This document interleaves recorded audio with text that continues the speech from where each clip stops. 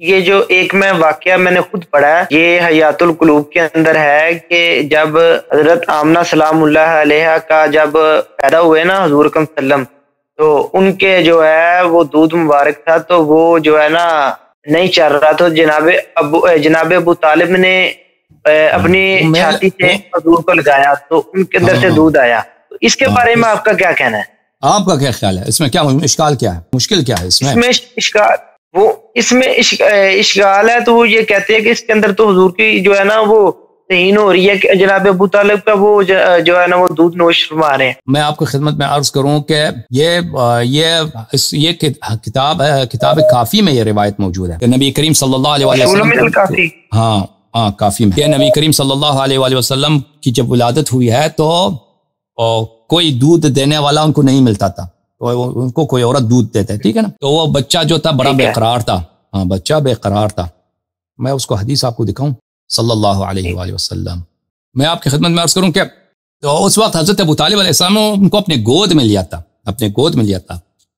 تو بچہ جو ہوتا ہے اس کو اس کے منہ میں جو بھی آپ ڈال دیں وہ چوسنا شروع کر دیتا ہے.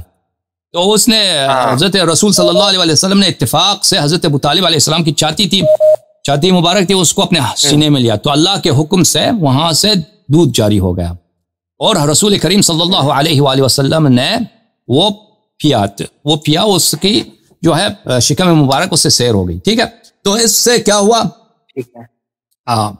آپ کی خدمت میں عرض کریں کہ وہ حدیث میں آپ کو دکھاؤں یہاں پر.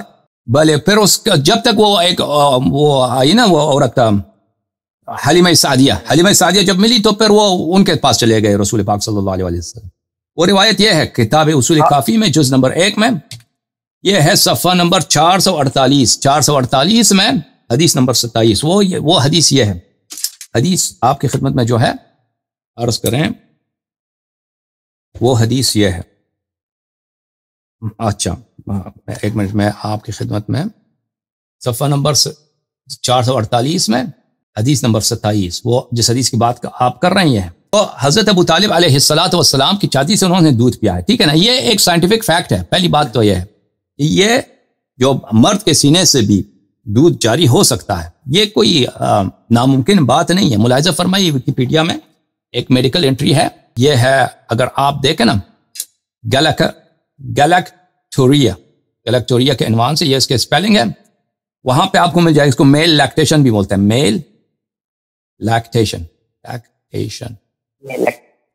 ہاں، تو مرد کے سینے سے دودھ جاری ہونا، اور یہ کبھی کبھار ہو سکتا ہے کہ مرد کے سینے سے بھی جاری ہو جائے.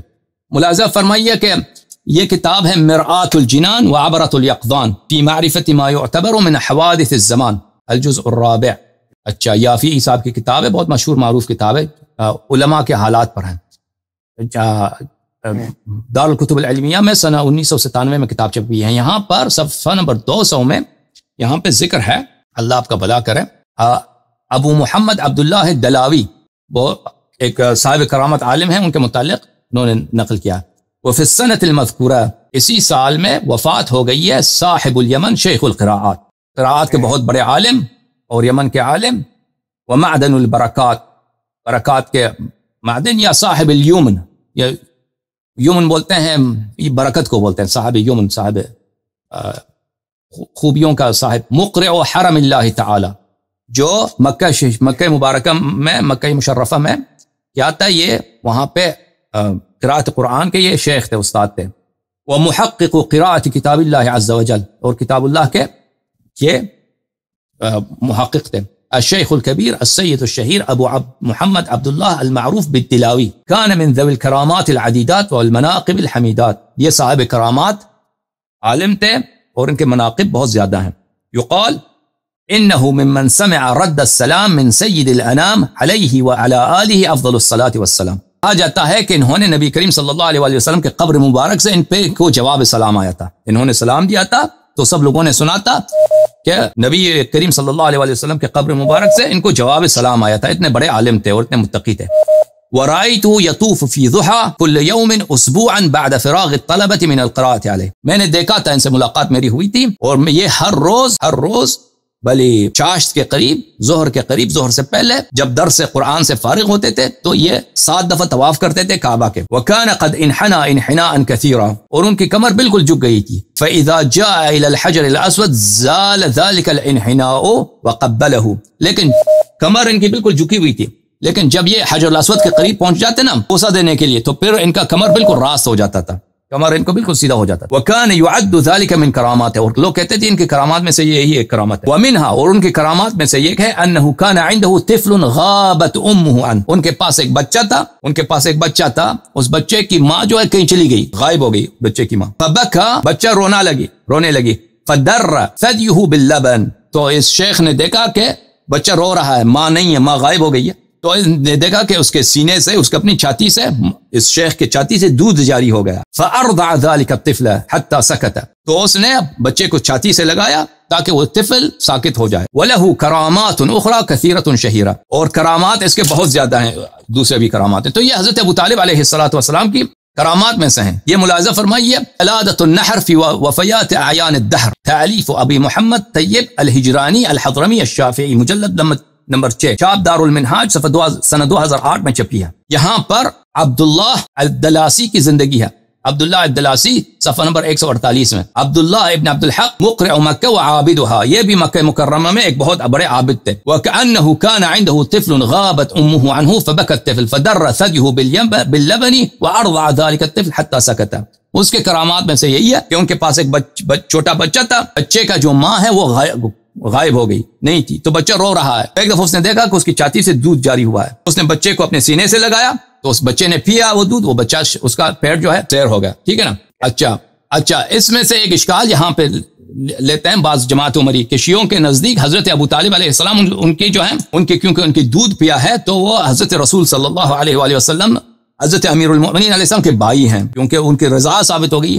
تو یہ بالکل بکواس بات ہے، کیونکہ صرف عورت کی دودھ رضا میں محرم ہونے کا سبب بنتا ہے. ملاحظہ فرمائیے، کتاب الام محمد ابن ادریس الشافعی جو شوافع کا امام ہے اس کی کتاب ہے، متوفہ ہے یہ سنہ 205 میں، یہ سنہ 2001 میں دار البقاء میں چھپی ہے. یہ کتاب الجزء السادس النکاح الرضا، کتاب الرضا. یہاں پہ ملاحظہ فرمائیے کتاب الرضا میں صفحہ نمبر 71 میں قال الشافعی، شافعی نے فرمایا انما يحرم لبن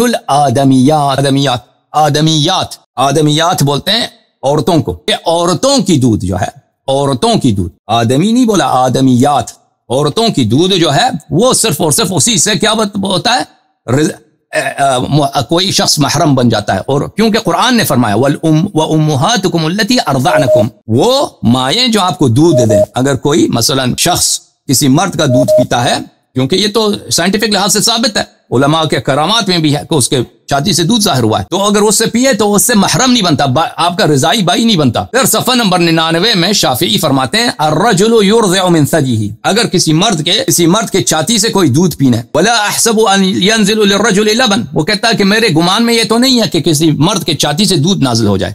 فإن نزل له لبن فأرضع به مولودة کرہت له نکاح ولدها فإن نکاحها لم افسخه لأن اللہ، کہتے ہیں کہ اگر کسی مرد کے چھاتی سے دودھ نازل ہو جائے تو اس صورت میں صرف کراہت ہے کہ وہ اس کی بیٹے کے ساتھ شادی کرے، لیکن اگر شادی کرے تو میں اس کو فسخ نہیں کرتا. لأن اللہ، کیونکہ اللہ تعالیٰ فرماتا ہے ذکر رضاع الوالدات، کیونکہ اللہ تعالیٰ نے عورتوں کا رضا ذکر کیا ہے. والوالدات اناث، اور والدات کیا ہیں، عورتیں جو ہیں وہ عورتیں جو ہیں مؤنث ہیں. والوالدون غیر الوالدات، اور مرد کا دودھ جو ہے، مرد کا دودھ یہ اس کا سبب نہیں بنتا، حرمت کا سبب نہیں بنتا. یہ کتاب ہے روضۃ الطالبین، تالیف یحیی بن شرف النووی، جزء سادس. یہاں پہ ملاحظہ فرمائیے عزیز، صفحہ نمبر 419 میں فی الرضا فی ارکانہ و شروطہ و اما الارکان فی الثلاثہ، رضا کے احکام میں فرماتے ہیں شرط الاول کونہ امرأۃ، رضا کے شرط میں کہ تحریم کا سبب بنے، محرمیت کا سبب بنے،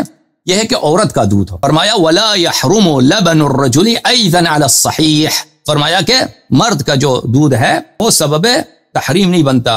اچھا، تو اب ہر یہ ایک کرامت ہے، حضرت ابو طالب علیہ السلام کا ایک معجزہ ہے. اس میں ہنسنے کی کیا بات ہے، اس میں کوئی اس میں کیا اشکال کیا ہے، کوئی اشکال ہی نہیں ہے.